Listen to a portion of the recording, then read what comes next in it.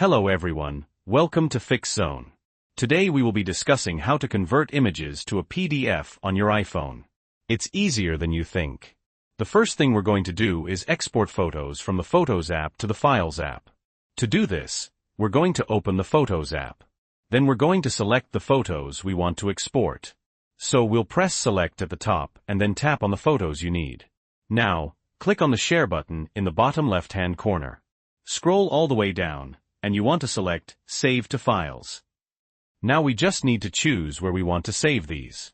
I'm going to save these on my iPhone, and I'm going to save these in the Photos folder. Now we've done this, we can exit out of the Photos app. Now, in order to convert these to a PDF, we first need to open the Files application. Then you want to go to the folder location we saved these photos to. Now, if you only want to convert one image to a PDF, you want to press and hold on that image. Then you want to click on Quick Actions, and in the drop-down menu, you want to select Create PDF. After a few seconds, it will appear.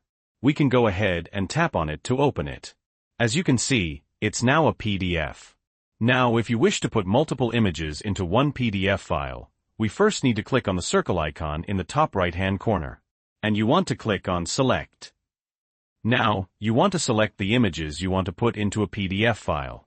And once you've done this, you want to click on the circle icon in the bottom right. And then you want to click on Create PDF. And again, after a few seconds, it will appear. So we can tap on it. And let's see, we've successfully created our PDF file with multiple images. And if you want to share it, you want to click on the Share icon in the bottom left-hand corner. You can go ahead and share this PDF file just as you normally would. And that's it. So, if this video was helpful, please leave a like. And if you have any questions or comments, you can leave them below. Also, don't forget to subscribe for more helpful tips and tricks on all things tech. Thanks for watching.